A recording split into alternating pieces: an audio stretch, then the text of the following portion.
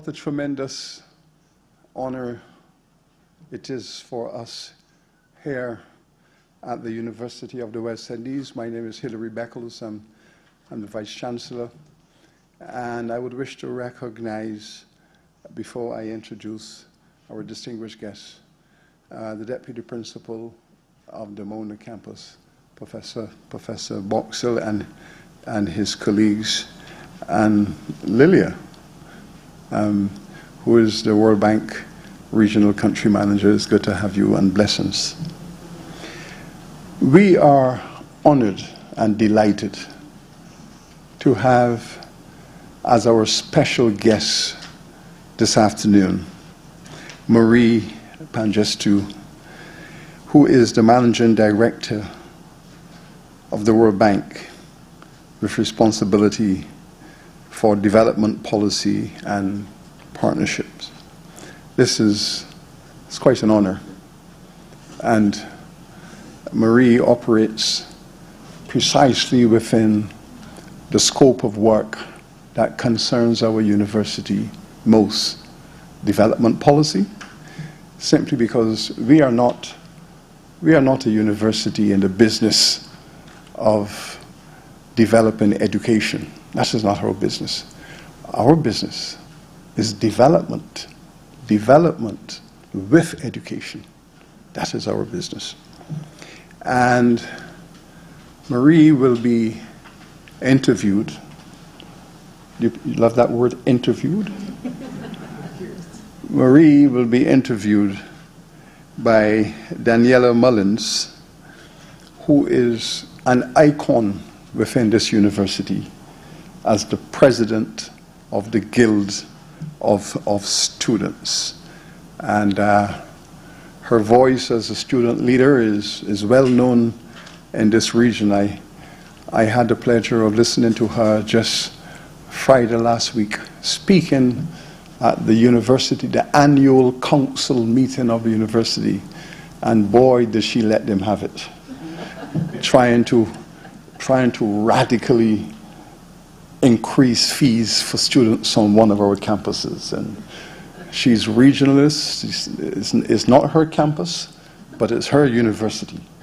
And she let them have it, this notion that a fee increase might be so substantial it would diminish access by the young people of this region. Dr. Mari Pangestu is the World Bank Country Manager, Director of Development Policy and Partnerships, which is, as I said, our business. In this role, she provides leadership and oversees the institution's global practice group, which also is part of our global agenda, as we are now getting ready to roll out the global campus of this university, which is now our top objective, and handles the external and corporate affairs of the bank. She joined the bank with exceptional policy and management expertise, having served as Indonesia's Minister of Trade 2004-2011 and as Minister of Tourism and the Creative Economy. She comes to this position, therefore, with a tremendous amount of skill sets, diversity in the area of development and transformation, and of course in the building out of the knowledge economy. Our UWI Guild President, Danielle Mullings, will interview Mari about the role of the World Bank in COVID-19 recovery. That's one of the things. Her career path and advice for students. I suppose you will want to ask her why she chose such a hard and demanding job. And to speak with her in general about the role of governments in international development. So this is wonderful. I envy you, Danielle, because this is precisely what I would love to interview Mari about. And so After the interview, there will be closing remarks by Dr. Jonathan Archie. Yes, and unfortunately, I won't be able to stay with you for much of the interview, and will leave Deputy Principal in charge when I do. So, friends and colleagues, welcome. It's a special moment. We have a very distinguished guest in our university, and we are honored to have her. And it's not only an honor, Marie, it's a joy to have you. And I will now hand this session over to our expert interviewer, Danielle. Please.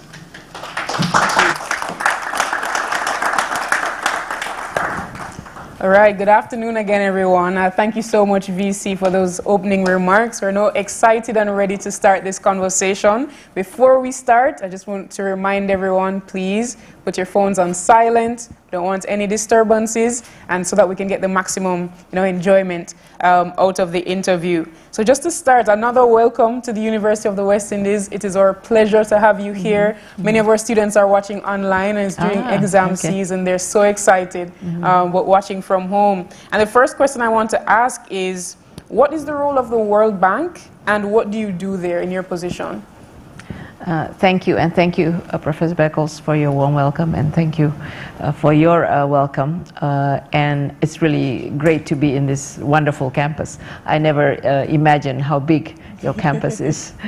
Going to your question, the World Bank was created as part of what we call the Bretton Woods system, coming out of the World War II, basically to reconstruct the world after the war, with international cooperation. So the World Bank started with IBRD, International Bank for Reconstruction and Development, and our first client was France. So you have to kind of take yourself back to the history of it. It's all about reconstruction and development, and in the process we developed another component of the bank which focuses on the very poorest countries, which is called IDA, the International Development Assistance. And the big difference between the two is basically for IDA countries, which is the poorest countries, we provide grants or very concessionary loans, and a lot of the countries are in Africa as well as in some other parts of the world. I think Haiti is in the Caribbean, is the only IDA country. So it's a different relationship. With the IBRD, it's about providing policy advice as well as financing. And then just to complete the institutional story before I tell you what do we actually do, we also have a private sector arm, which is the International Finance Corporation, which does lending to the private sector, and we have MIGA, which does the guarantees. So that's kind of how we see development. It's giving grants, giving concessions, giving financing, but most importantly, and that's what I do, we provide advice on development, knowledge, analytics, data, as to what needs to be done in a particular country for their development, because every country will have different needs and different paths of development. But the focus is, the vision or our mission is the same: how to eliminate poverty and how to have shared prosperity. So you want to have growth, but you want to make sure the growth is equitably distributed in your country. So it is about development. So how do you get there is what we do, and we work with countries on that.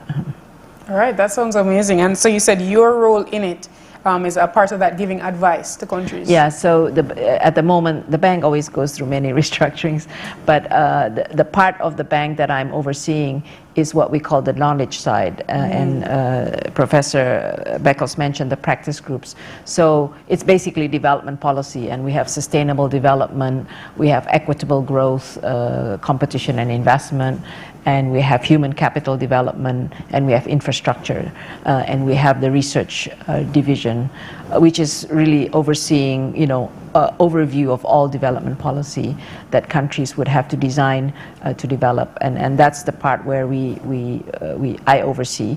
But of course, we work with countries, so the knowledge is applied and shared with countries. And what's important about, I've worked in development all my life.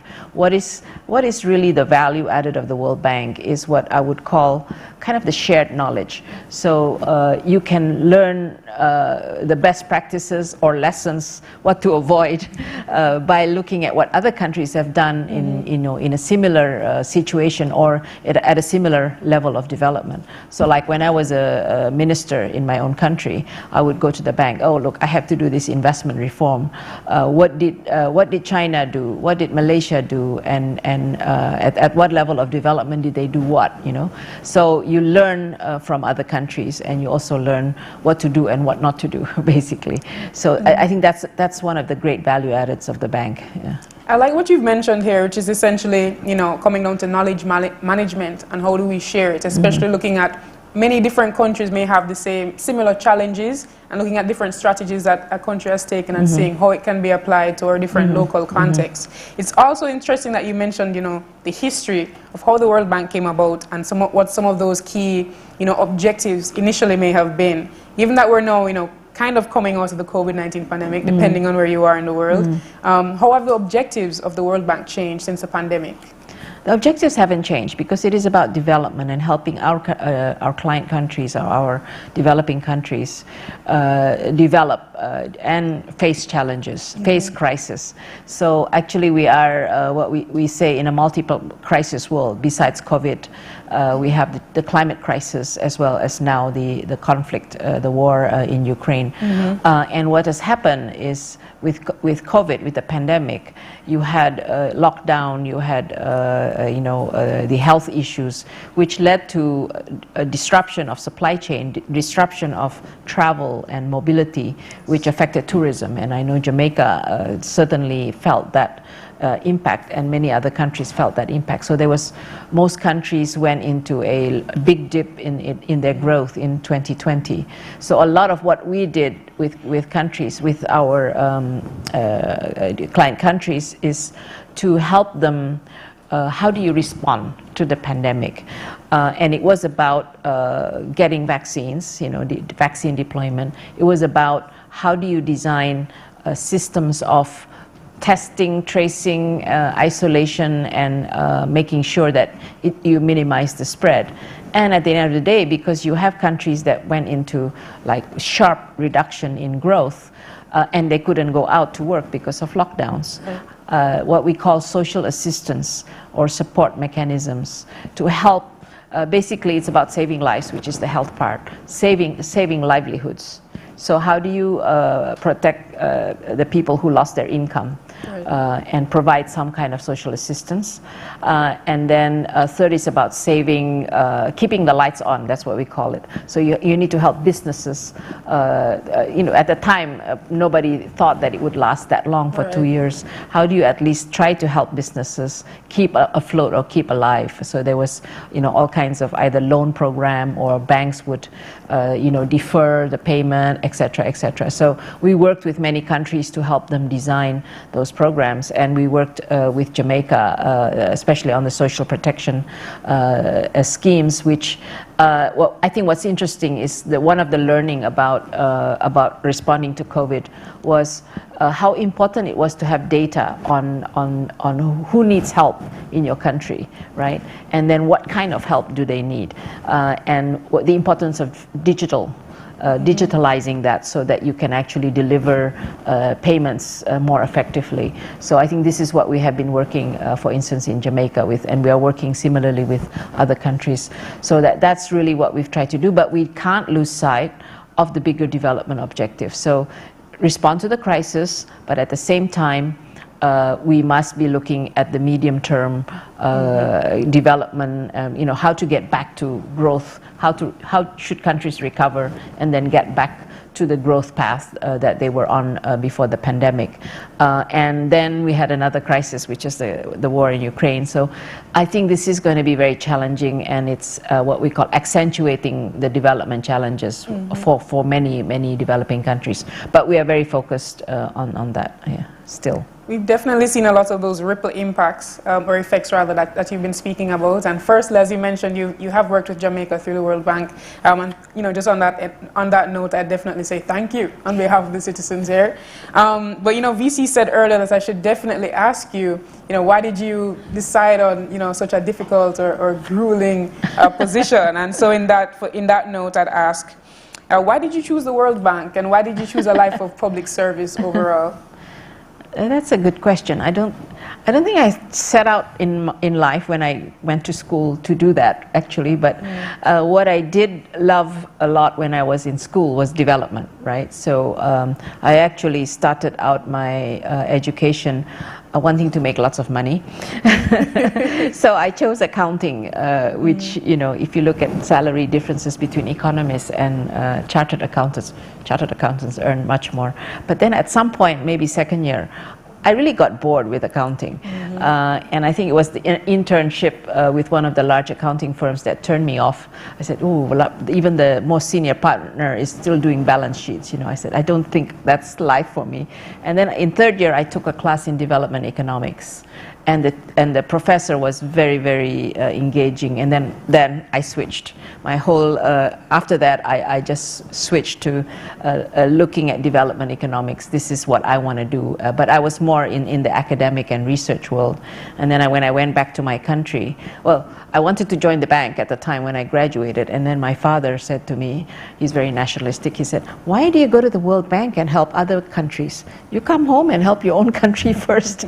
So I went home and I basically worked in a policy think tank, which looked at, how do you design good policies to achieve development? But we were on the outside, right? We were not in government, and we were actually sometimes somewhat critical of the government policies.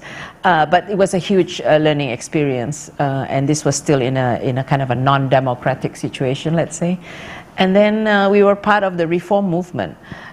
So in a way, I would say that I didn't choose a life of public service, but I did choose to have a life which is focusing on good public policy for the people, right? For the people of at least at the time of my country, and then now it's for all people in developing countries. So I did end up in government because we had a regime change, and they wanted to do reforms, and we were part of the reform movement, and so a number of us who were part of the reform movement went into government. So this is, I think, maybe it happens in many countries when you have a change in regime. You may have been on the opposition, but then you end up being in government, and then all of a sudden you found out that it's not that easy to do policy reforms. It's much easier to be an academic and analyzing it and saying this is what needs to be done. But then there was a huge learning experience, and now I'm very happy to be at the World Bank, where I'm not just looking at my own country, but I'm looking at many developing countries with many different challenges. But a lot of the challenges are similar in the sense that you're always talking about how to reduce poverty, how to create jobs, how to find opportunities for growth, how to make it inclusive, and so on. So the objectives are very similar, but the policies have to be very much designed with the country in mind. The initial conditions of the country, the situation of the country, and the political economy of the country, and the institutions in the country. Definitely. So this is really, I think, what is a lot of our work is around that. So I love that your journey seems to be very diverse. You said you've worked at basically the grassroots level, in a sense, or activism, where you're kind of critiquing the government to an extent. Then actually working in government, you've worked at the bank locally in your country, and then moving to the World Bank. Yeah. So you have this journey where each step has taken you a little closer to your end goal. So for students who are interested in working in development, what is some advice that you'd give them? I think, probably start with, what is, I think I think the best job or the best career is when you're passionate about what you do, True. right? So, I mean, even before I graduated, I did a lot of like internships, which kind of confirmed to me that development is what I would like to do. So you know, if you are like in Jamaica, you could find an internship that is working at the grassroots level, at a development, something that's very local and looking at development. That's one way. Or another way is to just work where you're grappling with development issues, just to know whether this is what I'm interested in. Yeah. And the other thing that I would say is that, I mean, the World Bank actually has tremendous knowledge and data. You know, I also teach. I still teach now at the university, and the World Bank has data that's available. So you can go into the website. I mean, I think it was 2010 when they made data available publicly. You know, it's open source, and I thought that was like an incredible public good, if you like. Yeah. So there's this thing called World Development Indicators, which I use in my teaching. I don't know if anybody teaching development would use that as a tool, because it provides a database of all development indicators across countries in the world, right? So you can do many things. And we have lots of reports on whatever subject that you desire. So if you're interested in research and writing, the World Bank provides a huge repository of knowledge. And I think the other thing is we have youth programs as well. We have, especially for climate, we have I think it's called Youth, what is it called? Climate Connect. Youth for Climate Connect. Or Climate Connect. Yeah, Youth for Climate. It's called Youth for Climate. So join, and we have representatives in every country, and you know, they do interesting things like we have a pre-COP. Every time there's a major COP, the major climate event, they meet and they come up with their own communique, as this is the youth's voice on climate, and then they input that into the UN climate conference. So you know, we have many opportunities, and we can through Lilia we can provide you the information for youth to be connected. And when you graduate, obviously with your degrees, we do have a junior. We still have that junior professional JPA, right? Yeah, office. Yeah, so you can apply for a junior professional assistant. What is it? The A? Officer. Officer. Yeah. You can apply to join the bank. Yeah. And then after if you have a graduate degree, then it's much easier to join the more permanent track of the bank. And I would say I would still say it's the most wonderful place to work if you want to do work on development. Well, that sounds incredible, because my next question was going to be around, how can young people get involved? So for everyone listening, you're hearing here live and direct that there are many opportunities to engage with the World Bank, whether it be through the officer position, which you mentioned, which persons can apply for after completing their degree and have an increased likelihood of, more senior positions if they have a graduate degree, but also they can engage through Climate Connect and some of maybe those other youth programs that you may have. So we would love to get a listing or so on that we can share with students after this. So for our next question, we're actually going to be taking it from the audience and from social media. So I don't know if anyone in the audience has a burning question right now. I see some persons wondering to themselves, what question will they ask, because they have so many. Anyone, one question please. The mic is right here in the middle. Feel free.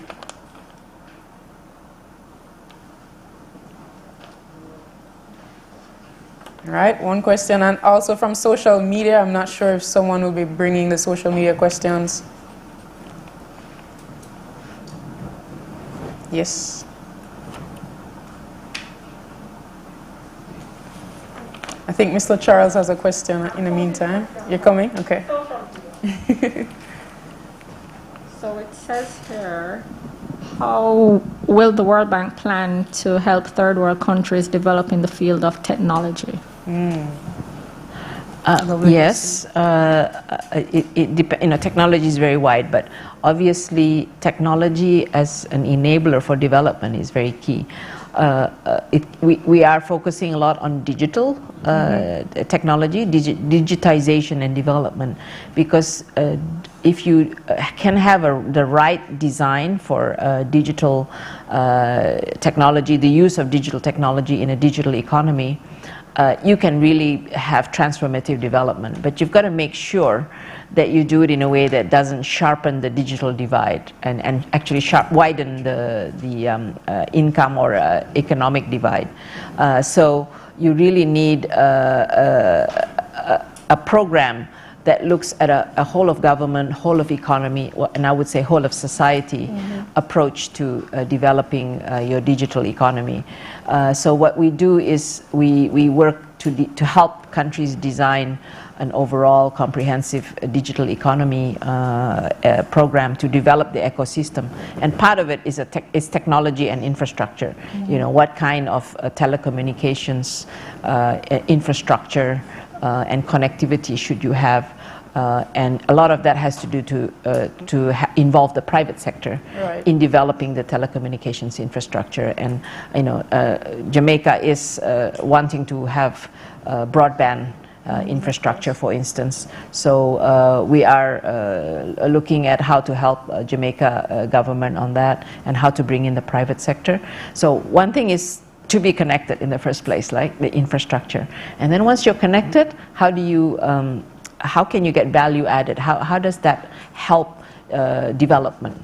And it can come through many pillars. One is a lot of countries start with having what they call a digital ID. So how can you be included in the digital economy if you don't have a digital ID? That's kind of the thinking. So digital ID is I think what we call the foundational block for a digital economy, so that ID is then linked to other databases, whether it's, okay, do I need help? Am I part of the social protection database? Then you connect to that.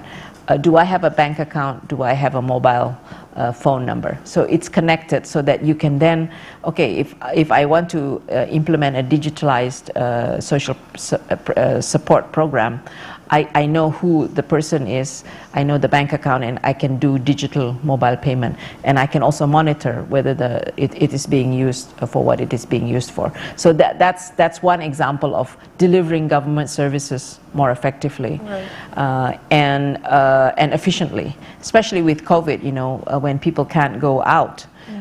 This has been very, very helpful. And then you have all the potential economic potential of the digital economy, you know, making things work faster, more efficiently, whether it's online shopping, online everything, and a creation of jobs. You know, you can create, COVID has taught us that you can do a lot of things from home. So delivering services on many digital platforms is another economic opportunity. So there are many applications of digital that has economic and development benefits. But we have to make sure two things. If you don't want a digital divide, it must mean that the cost of connection and the ability to connect is easy and affordable, right? And second, you got to have the handphone or the tablet to connect, right? So you need that access as well. And then how digital literacy, then how do I use this connectivity to make myself more economically, you know, make progress economically? Then you need to have digital literacy, and you need to teach SMEs, for instance, or micro enterprises how to use digital. How do I sell online? How do I receive payments online? How do I create a website? You know, so the digital literacy part is needed apart from the physical connectivity. And then finally, there's in every country faces this. There's a privacy and cybersecurity component that governments have to have regulations and around. Otherwise, you know, you can have you know, misuse of the data. So this is I'm describing to you in a very short form the digital technology, how we try to help work with countries on digital technology. There are other types of technology. I would say the other one I would mention is energy, right? Renewable energy technology is another big area where we can help developing countries because it achieves both the access as well as getting clean energy, so it achieves the climate objective as well.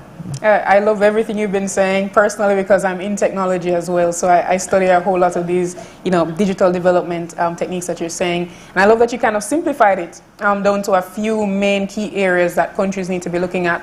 So one being access to the devices themselves. So as you said, having a tablet or a phone, etc. Then the layer on top of that is, okay, if everyone now has a device, are we able to use the device? Do we know how to? And that would speak to digital literacy. And then on top of that, okay, I have a device, I can use it, but are the regulations and policies in place at a national level, whether it be data security or looking at privacy, especially as we increase the use of technology in more vulnerable data such as health or so on?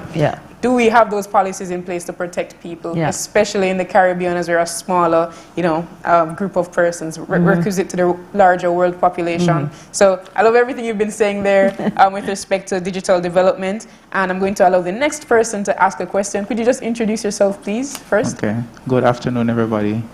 Hi. My name is O'Shane Morrison, and I am a banking, finance, and economics student here at UWI. So my question is, in the Department of Development, I'm also interested in going into development as well. In the Department of Development, what are some of the disadvantages that you face and how you manage them? In the what? What are some of the disadvantages that you face in development and how do you manage those disadvantages? So basically, key challenges in the area of development, and what do you think are some remedies or strategies that countries can employ to move forward? Okay. I think one of the key challenges is getting growth, getting sustainable growth, and that a lot of that has to do with getting investments to come and making sure you allocate your budget to address the challenges for growth. So in most countries, I mean, kind of what would you call the playbook? That's a very that's a term that we often use, right? The playbook for development, if you like. First of all, you've got to get your macro economic fundamentals right, which means your fiscal policy, your monetary policy has to be fundamentally in the right direction, and keeping your economy stable. It's always the challenge between stability and growth. You can't have too low of an interest rate because you want growth if you're going to have high inflation, for instance. Right. So you've got to calibrate, for instance, interest rate with growth and inflation. So you've got to have the macro fundamentals right, because otherwise investors or investments wouldn't come in, because you have high inflation and then it comes down again. It's very volatile and you can't predict. Second is to have what we call the right kind of investment environment. So can I, as a business, set up my business easily? Are there regulations clear? Do I have the infrastructure? Can I get electricity? Can I get water if I'm going to produce something in my factory? So infrastructure, so part of the enabling investment environment is infrastructure, and this is probably one of the key challenges for many developing countries, is to make sure that you have the basic infrastructure available, for your population, to supply the basic needs of a population, and it's usually electricity, water, sanitation, and those are key infrastructure to be built by the government and or with the private sector. And then there's the digital, right? I think I would say digital infrastructure has now become perhaps also part of basic needs. So infrastructure is the other challenge. And then, okay, what kind of policies do I need to make sure that I can have investments come in, and making sure that the development is more equitable. And I actually think education and developing your human capital is very key to that, because only with human capital can you have higher levels of productivity continue, and only with equal access or universal access to education can you have more people participate and be part of the economic growth. So for me, gender is an important issue. So making sure girls have equal access for school, for economic opportunities is another component. So maybe that's not all the development challenges, but those are some of the important ones. And I think within human capital, making sure you have a good health system, that's something we learned from the pandemic, is also very key, because it's related to the quality of the human capital. In my brief, at least, it says Jamaica doesn't have a problem with stunting. Stunting is, a lack of growth of a child in the early years of childhood, and it's usually because of diet, the nutrition diet, as well as the environment they live in. They have to live in a very, you have to have clean environment, clean water and sanitation. So focusing on that it will affect the quality of the cognitive ability of the child, for instance. And that's a big development challenge, by the way, for many countries, including even my own country. Yeah. Interesting. I think you've highlighted many different areas that countries definitely have to look at. Did you have another follow-up question? I was just going to say thank you. All right. Thank you. Thank you as well. All right. Mr. Jamaica Charles, go ahead. Hi, good afternoon. As President Mullings said, my name is Jamaica Charles. My question has to do with whether or not the World Bank has policies in place to facilitate the developing world's transition from oil-dependent energy production to green energy production without creating that large financial burden that comes with the technology transfer from oil dependency to green technology. Okay, very good question. Yes, we are actually in the midst of trying to think through this. So if you try to simplify it, there are, when you talk about energy transition, there are maybe, depending on what you are looking at. One issue is energy access, right? For countries that don't have energy yet, whether it's clean or not clean, they don't have any energy. Like I think Africa is still 50% electrification rate. So for them, how do I achieve the access in a clean way, right? So that is not transition. It's more about how do I get the access for renewable energy, and that's investments that need to be there. But it needs to be maybe there needs to be incentive. And the IFC and the World Bank, we do work in these countries. And the big question is actually whether you allow natural gas, because renewable energy on its own oftentimes is not enough for the base load, what they call the base load. So you might still need natural gas, which is still not the cleanest energy, but it might be the only transition energy available now given the current technology. So how do you then combine that with renewable energy? That means investment in grid and so on. So the question is how much of that is can come from private financing, and how much of that will need some kind of concessionary financing from banks like the World Bank or the African Development Bank or Asian Development Bank, and how much of that would be grant, how much of that would be concessional loan, and then you have to combine it, and the most important, I would say, is the policies itself, the government's policies to provide the enough certainty for the private investor to come in. More difficult one is if your country is already using fossil fuel, or it can be oil, natural gas, or coal. In Asia, a lot of it is coal. Even in Europe, I would say a lot of it is coal. How do you get out of coal into clean energy?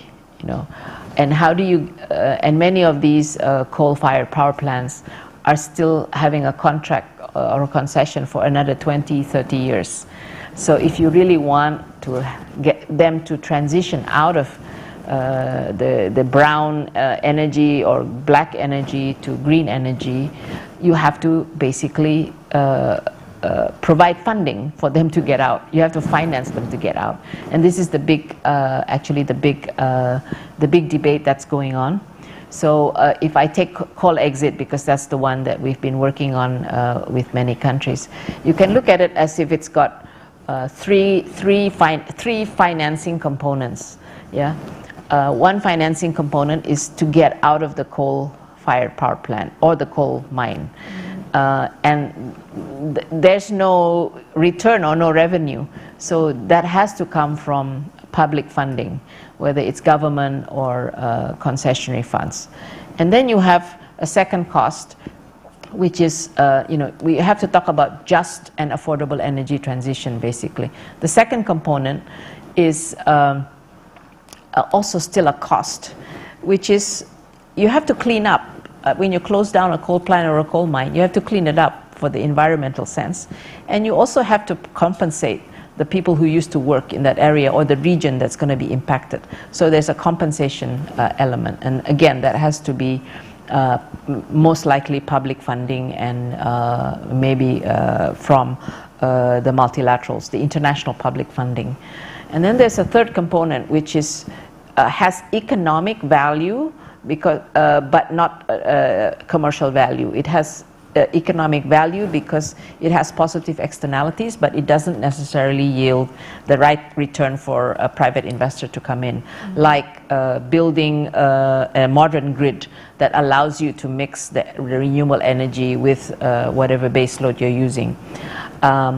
Or storage, like you want to make a huge solar power plant, solar panel, you need to have storage. So who's going to invest in the storage? So that needs some part of private money, but it needs some kind of concession. The only one that's kind of more or less will attract the private sector is the renewable energy that replaces the closing down of the coal plant. So that's actually the framework that we use. But they all have to come together. Yeah, the concessionary part, the cost part, and the one that would involve the private sector. They all have to come together, and they have to come together in the framework of the energy transformation policy of that country. So that's probably more than what you wanted to know, but this is actually what we are doing right now with many countries. So it's complicated, and it's going to take time to put it together, but it is maybe something even here needs to be, we have to think through how you would do it here, but yeah. Thanks very much. All right, I have one more question for you. I just checked my phone and someone was sending in some. And the question is, okay, so the World Bank funds many other countries, but who funds the World Bank? That's a good question. We have shareholders, and they provide capital, right? And this has been going on since 1944. We now have more than just the major developed countries as shareholders. The developing countries, the more developed developing countries are also shareholders in the sense that they provide capital. And then we have a treasury department in our corporation, which then invests the money to get returns from the capital, which is then used to do the lending. Yeah. Oh, and so we issue bonds, like the World Bank does issue bonds to get a return, to then leverage the capital to provide the lending. So we have AAA rating, so our leveraging is approximately 1 to 10 over a 10-year period. Yeah. All right. Okay. Yeah. So. Yes. Oh, IDA, yeah. For IDA, that's a different. So we have, as I said, we have two parts of the bank. That's IBRD, and then IDA. We also have, countries contribute to the IDA fund, and we have a similar model of, say, it's 20. The last replenishment was, I think, 23 billion or something like that. And then we have a leverage of. We can leverage that to be able to get loans going up to 95 billion. So it's 1 to 4, if I'm not mistaken, for IDA. Yeah. All right. And my last question for you would be around, you mentioned that the bank focuses on ensuring money is, equitably distributed, and knowledge as well, or resources overall is equitably distributed. So what are some of those mechanisms or ways in which you ensure that equity within the World Bank? You mean between countries? Yeah. We have, as I said, we have a program for the least developed countries, and that's what we call very programmatic, in the sense that we agree with the ones who are giving the funding that we will do gender-based policies in 20 countries. We will do climate resilience projects in 15 countries. Mm-hmm. So it's very much spread based on the regional and levels of development. And then we also have special focus on fragile and conflict and vulnerable countries. And then of course we have the more middle income countries, which again also has distribution depending on the income and depending on the needs. And it's not just the financing, as I was saying. We also, in I think all the countries we work in, we also provide a lot of knowledge, analytics, and diagnostics and technical assistance and capacity building.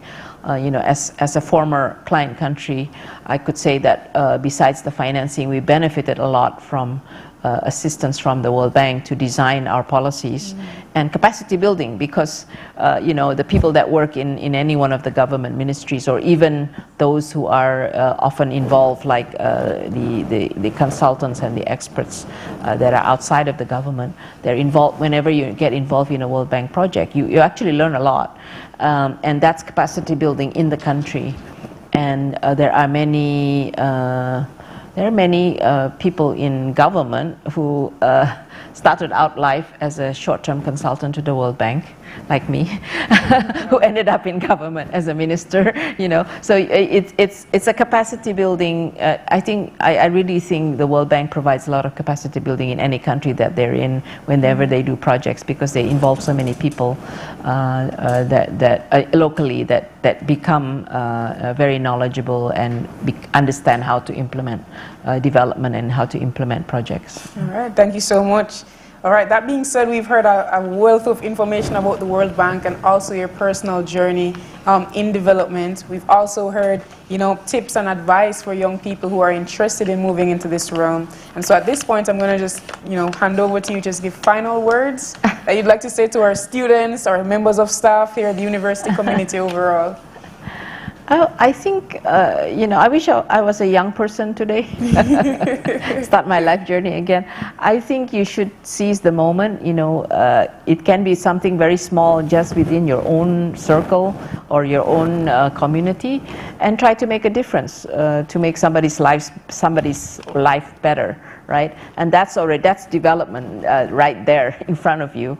And then eventually you could do bigger things, or you could, not everybody gets to immediately go to bigger things. It's a journey, and what is important is the journey and the learning that you get from it. And passion. Be passionate about what you do. And at the end of the day, it's really, if I told everybody a lot of times, I said, I'm happy if I can just make one person's life better. That for me is already making me happy. All right, I love that so much. So she said, start where you are, also to operate with passion, and also to never see any objective as too small, essentially, because you said we could start right here with our community, and that is development. So ladies and gentlemen, please help me to thank the Managing Director of the World Bank, Mari Pangestu, for speaking with us here today. Thank you.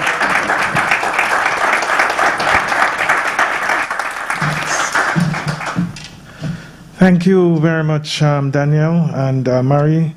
Once again, Danielle shows why she's our student leader, a very successful one. And I told her earlier when we met, because I've been following her on television, that she has a career in media. And I expect 10 years from now, she could very well be head of one of our leading media outlets here, or globally, you never know. But once again, we are very, very thankful to have our World Bank team. The World Bank has been associated with Jamaica for a very long time.